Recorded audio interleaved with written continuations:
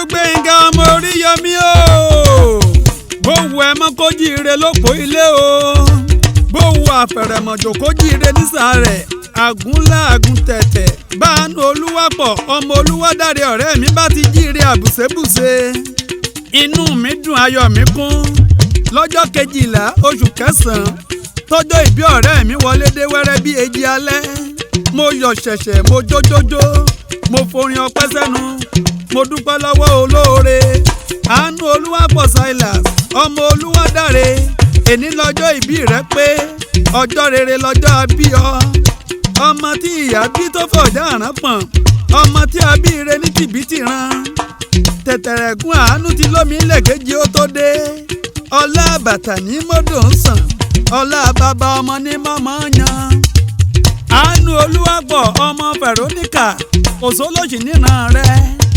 Ẹni à ń lébọ̀ lẹ́yìn tí ń lé ara iwájú. Ẹni tí a bí sínú ọlá títún fọlá yan. Ọkọ Yányísọ́lá àna wọn lóṣogbo Òròkì. Ọmọ wọn lọ́yàn nípínlẹ̀ Ọ̀ṣun. Ìyẹ̀rú Ọ̀yàn ni ọ́. Ìyẹ̀rú Ọ̀yàn mo fẹ́ràn mo jèrè.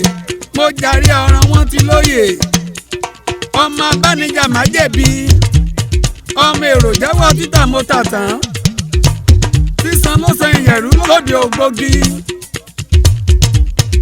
Ògbógi tó súnmọ́ kankan. Ògbónìyàn àbìtàn ọ̀rọ̀ lóye. Pẹ́pẹ́ laṣọ àwọn tán. Ẹlẹ́gọ̀dọ̀ laṣọ àwọn Ìjẹ̀ṣà. Èyí ó bá yẹmí lọ́jà ń náírà mú mi wálé. Kí n lè rohunjó bí ṣẹṣẹ kú olóyè lóde ọba. Wọ́n lu kò sórí mi òjò. Wọ́n lágẹ̀rẹ̀ wọn ò pẹ́sẹ̀ dà. Ìgbà wọn lu yẹ́yẹ́rùn bá ń bá fi jó sí. Wọ́n bá ní máa jíjó olóyè ń lọ. Wọn kì í jíjó olóyè dùn ni. Bẹ́ẹ̀ ni wọn kì í jíjó olóyè ń dùn bàbá tó bí ẹ lọ́mọ. O ní rántí ọjọ́ èní kó o bú sẹ́kún. Gbogbo ire tó fòwúrọ̀ ṣe àdálẹ́.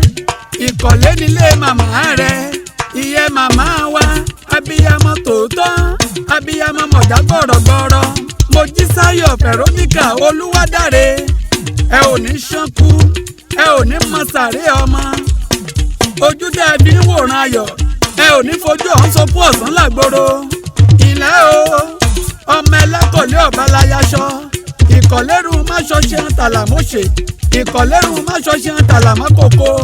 Àkókò ọ̀rọ̀ kọ̀ọ̀kan máa ka olú ọ̀kọ̀rọ̀ yìí sí níkọ̀lé Èkìtì. Bàbá D-Square wàá pẹ́ láyé. Ọkọ Yányísọ́lá lóṣogbo Òròkì nípínlẹ̀ Ọ̀ṣun United Kingdom UK. Lọ̀rẹ́ mi wà títí ń jayé ọlọ́ba. Ó kú fífíre. Ọmọ ènìyàn dúdú tí ń jayé bí òyìnbó. Ṣebí wọ́n làbúrò Ọládìpọ̀ Akin. Àbúrò Olúwadámilọ́lá Emmanuel. Àbúrò Olúwaṣeun Anọ́tà. Ọ̀rẹ́ tímọ́tímọ́ Olúgbénga Oríyọmí akẹ́kọ̀ọ́ká. Èmi nìyẹn. Aláṣẹ Authors. Aláṣẹ Entertainment tó kárí ayé. Adúmọ̀ràdán abẹ̀rí ẹ̀yẹ lẹ́nu. Ó ti ṣọdún èyí o wà á ṣe mí. Happy birthday to you my best friend. Long life and prosperity.